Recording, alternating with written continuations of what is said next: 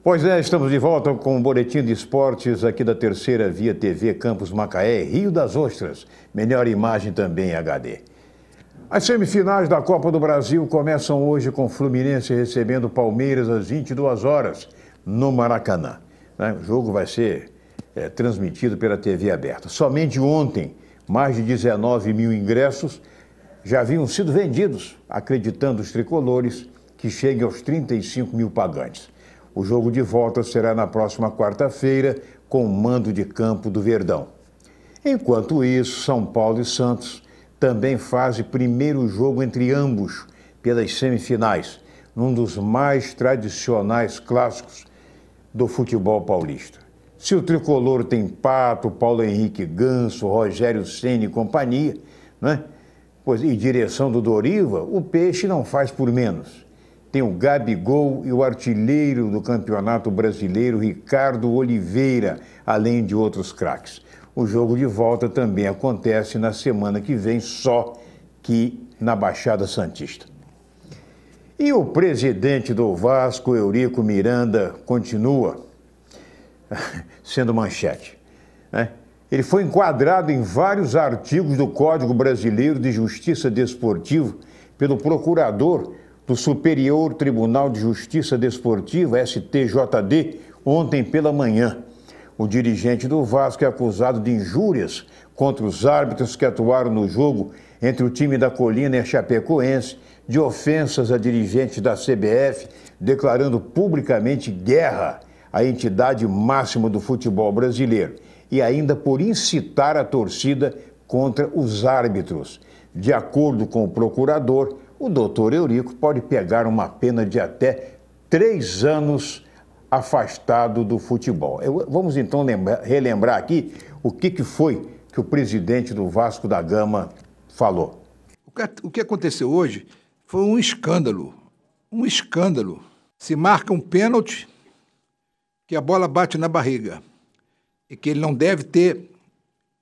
Ele levou muito tempo para marcar, porque ele deve ter marcado porque alguém mandou ele marcar o pênalti. E aí, se não ficou caracterizada, ele marcou, fez o gol, mas se não ficou caracterizado a má intenção dele e desse ponto eletrônico não funcionou da mesma maneira, teve 2 lances também claros. Dizer que aquilo foi bater a bola na mão. O cara dá uma raquetada dentro da área e aquilo não é pênalti? Não. Dizer que ele não viu? Viu. Hoje é mera suposição que a coisa está acontecendo por incompetência. Eu espero que não tenham outras coisas por trás disso. Porque então, aí sim, se o presidente da CBF está vivendo problemas hoje, vai viver problemas muito maiores.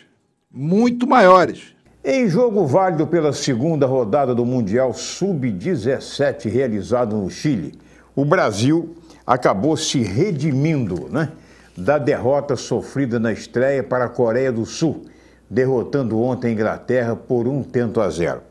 O único gol da equipe brasileira, da seleção brasileira, foi marcado por Leandro, cobrando falta.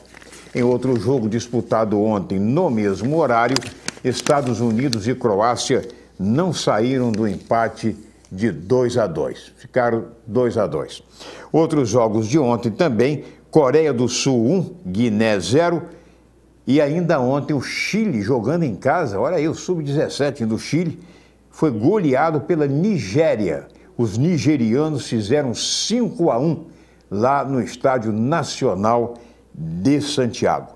Hoje jogam Bélgica e Honduras, Austrália e México, Argentina e Alemanha e Equador e Mali, dando sequência à segunda rodada do Campeonato Mundial Sub-17 de futebol, que acontece no Chile. Muito bem, lembrando ainda aos torcedores que no Rio de Janeiro, né? Aqueles que foram assistir Botafogo e Ceará pela Série B, lá no estádio Newton Santos, né? E aplaudiram, não o time, porque o time não foi bem, acabou sendo derrotado pelo Ceará, que impôs uma resistência muito grande, embora esteja brigando ali para entra na zona do rebaixamento, né? Mas os torcedores aplaudiram a volta do consumo de cerveja nos estádios. A proibição acontecia desde antes da última Copa do Mundo, vocês estão lembrados? Durante aquela competição foi permitida a venda somente de uma marca, que era um dos patrocinadores do evento da FIFA. No jogo de ontem, o Botafogo não teve vida fácil diante do Ceará, que por sua vez, como eu já disse, realiza uma campanha bastante sofrível, né? Primeiro tempo terminou com placar de 0-0, apesar do apoio dos torcedores alvinegros.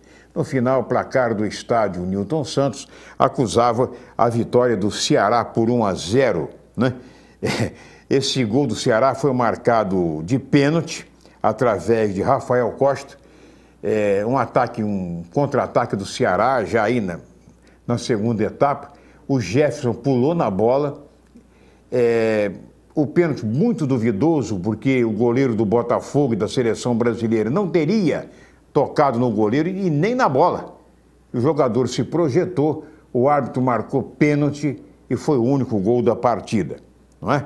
O único gol do jogo. Na preliminar, o Volta Redonda derrotou o Boa Vista, em jogo válido pela Copa Rio por 3-1. E outro jogo de ontem, pelo Campeonato Brasileiro da Série B, em Salvador, no estádio da Fonte Nova.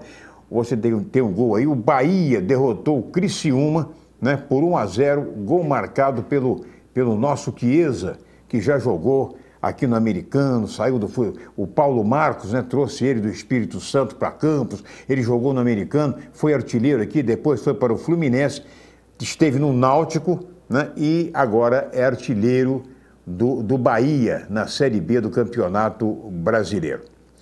Bom, e teve jogo também ontem pela Sul-Americana, reunindo o Huracán da Argentina e o Defensor do Uruguai. O jogo foi disputado em Buenos Aires e terminou com a vitória do Huracán, do time argentino, por 1-0.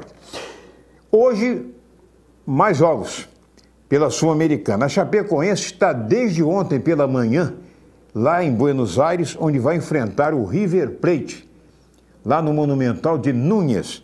O jogo vai começar às 22 horas de hoje. Vai ser um jogo difícil, não resta dúvida, para a Chapecoense. Mas o time do interior catarinense está, assim, bastante motivado. E motivado por quê? Motivado porque vem de uma goleada em cima do Palmeiras por 5-1, lá em Chapecó, e depois venceu o Grêmio por 3-2, depois de estar perdendo por 2-0 na Arena do Grêmio, lá na capital gaúcha. Então o time está motivado, não tem problemas de ordem médica e vai encarar lá a equipe do River Plate, lá na Argentina. Outro jogo de hoje também começa às 22 horas, o Atlético Paranaense vai receber também a equipe do Deportivo Luquenho, a partir das 22 horas, lá na Arena da Baixada. Bom, a gente vai lembrando também o seguinte, que ontem surgiu o último classificado, né, para a Série B do ano que vem. Os 4 primeiros da Série C de 2015. O último que entrou foi o Tupi de Juiz de Fora, né? Os outros também são o Brasil de Pelotas, o Vila Nova de Goiás e o Londrina. Eles agora vão disputar um quadrangular no mata-mata, né? E os 2 primeiros colocados, que só apenas para conhecer o campeão e o vice-campeão da Série C, o que foi conquistado o título pelo Macaé ano passado.